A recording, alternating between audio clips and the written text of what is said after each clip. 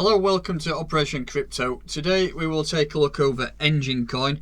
We'll have a look at some of the basic fundamentals of a project, have a look at some key statistics, and then have a look at some chart analysis towards the end. So if you are interested in finding out more about Enjin, please make sure you like the video, subscribe to my channel, and let's crack on.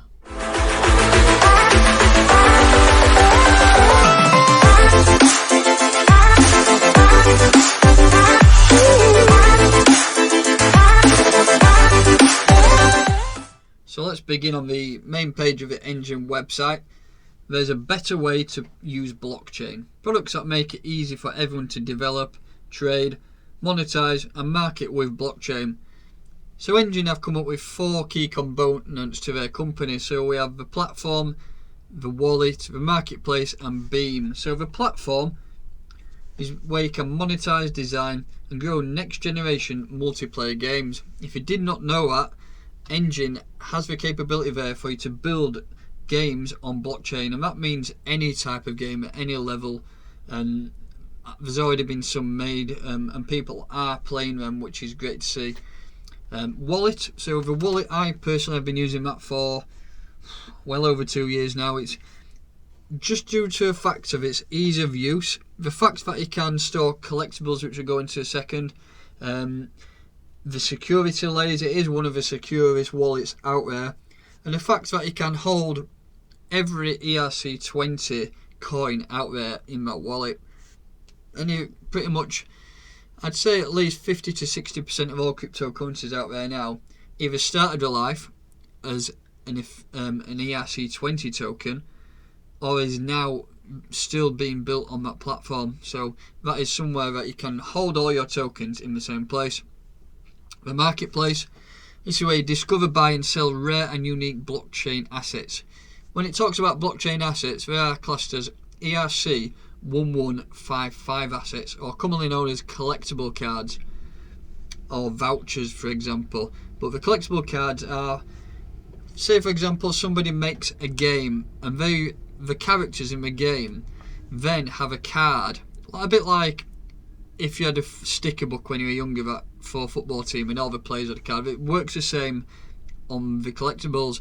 These cards are then backed by Enjin, so they are worth something, and the more rare they are, the more they are worth. And it's been quite, if you look on Twitter and you search ERC115 or collectibles, you can see there's a lot of people out there who just solely collect them, and it's great to see that there's another aspect to the blockchain other than just buying and selling coins. So collectible items is quite a cool concept. And then a Beam, a blockchain powered way to grow and engage your target audience, and we will look a little bit more into depth about all these now. Here we have the platform to evolve your game. Use the game dev tools you know and love to forge blockchain games with advanced design, smart growth and better monetization. Here we have a bit of a breakdown to how it works. When synchronized with gaming, blockchain technology leads to a fundamental change in the nature of virtual worlds. So we have several options. So you can create assets. In traditional multiplayer games, assets like characters and weapons are only stored on game servers and have value just inside that one game. Blockchain shifts this dynamic by allowing you to create in-game assets that have value both within and outside of your game. This opens up a new world of opportunities for you to explore and evolve your game's mechanics, storytelling, monetization and marketing. So to take advantage of these opportunities, we've built an online interface, the Enjin Platform minting panel, which enables you to create and manage blockchain projects and assets in a simple and straightforward way. With the marketing, so you can promote your games within the platform. Monetization, so in real life when you create a sword you use steel. In virtual worlds powered by Enjin, digital swords are created with Enjin Coin, and as I said, that's the same with the collectibles. Everything is backed by the Enjin Coin, therefore this is what gives the value to the project and the Enjin Coin. And then integration, there are 2 ways to integrate blockchain assets with your game, and you can do it without a single line of blockchain code. So you can use the platform API and platform SDKs. I will not go into depth about that. Next up we have the Enjin wallet. As I said, I have used this for several years and I've never seen any problems with it and never any issues with it at all. So here we start with reclaim your privacy. You have no annoying ads, you have 0 trackers, you Your private keys are your own, and paper-powered 12-word passphrase backup. So one thing, if you lose your phone or it gets stolen and you have your crypto wallet on there, there's no way for people to access it who are still in your phone, as long as your phone is locked and you have a password on your wallet. But you can get it back as long as when you sign up to a wallet, it will give you 12 different words, and they combine to like your wallet backup. Just make sure once you do have that wallet, you write them words down, keep them on a piece of paper somewhere safe, and also maybe back it up and keep those words safe on the USB and keep that safe as well, because without them words you will never be able to access your funds. You can manage infinite wallets. At the top of the wallet you can simply add a wallet, and it will give you another 12-word phrase, and you can control that from within the same app. Enjoy seamless browsing, so you can interact with any dApp with a single click of a button without leaving the safety of your blockchain wallet. So protect your assets. So it shows you here what you have. Turn your phone into hardware like blockchain wallet. You will have a passphrase built from scratch to protect you from any form of data sniffing or keyloggers. ARM instructions, so this is where I said keep them 12 words safe, otherwise you're jiggered. Proven security, an extensive independent security audit and penetration test found no security issues. As you can see here on the website, the report is there. I'm not going to that because it is very in depth. And then dual encryption, so 2 NSA grade cryptographic layers shield the key store and your confidential data. So in my opinion, with all that information there, it is probably the best wallet there to store any of your Enjin items, your collectibles, and any Ethereum-based cryptocurrency. Moving over to the marketplace section, here we have some key stats. So 5.7 million is the marketplace volume. More than 5 million Enjin Coin has been spent on digital assets. 53 million blockchain assets, so tens of millions of assets to discover and explore. And 50k is the largest transaction, so over 50,000 Enjin Coins spent on a single digital item. That's a hell of a lot, and we will have a look at the price shortly on CoinMarketCap, and then you can get a rough idea of how much that is in dollar. So you can discover and find pioneering blockchain projects featuring scarce digital assets. This is all tied in with, for example, if a company builds a game and they have characters, then you can purchase one of the characters on the card and either like trade it, as I said, for a price which you wish, or you can save it and potentially somebody might buy it in the future depending how rare it is, and then trade it, collect it, and also get a custom domain if you want. And the final feature is Beam, so supercharge your marketing. Rapidly expand and engage your audience with digital rewards embedded within QR codes. And here we have again some stats, so 171,000 distributed rewards, tens of thousands of blockchain assets sent with Beam, 900 plus Beam campaigns, so hundreds of successful early access marketing campaigns powered by Beam, and then 53,000 campaign participants. So you have endless opportunities for everyone, and this just gives you a breakdown of how the campaign works. We're not going to go into that now because this is just an overview, and this is mainly for projects wanting to expand their actual coin or project going forward. Just before we move over to CoinMarketCap and have a look at some of the key stats, here we have the marketplace, and this is where you can buy, sell, and trade your items that you wish, and these are all mainly linked in with a game. So these are games: 9 Lives Arena, Dark Omen, Crypto Fights. These are all games that have been built on Enjin, which is quite cool. There's loads, there's thousands of them. If you also look on assets, some projects have assets. So personally, I've used Falcon project before. Let's have a look if you can. So Falcon projects here. Here we have. It tells you about it, how many holders we have, how many assets. We have 2,000 assets there, and you can see here these different assets that token uses, which is quite cool. This project actually is quite new. Falcon Stage 1, they'd actually sent them out to people, and then 2-3 months later airdropped all them people with the tokens, which was quite a surprising idea. And then again you can see the tokens again, so if you will use Falcon as another example, yeah, FNT, it just shows you the basic supply and the contract address and who's holding it, for example. which is also basically the same as Etherscan. Over on CoinMarketCap, we can see what's going on and some of the key stats. So Enjin Coin, which is ENJ, is currently ranked 49 out of all cryptocurrencies, with a current price of just under 20 cents. Total supply is 1 billion, with 820 million of them in circulation.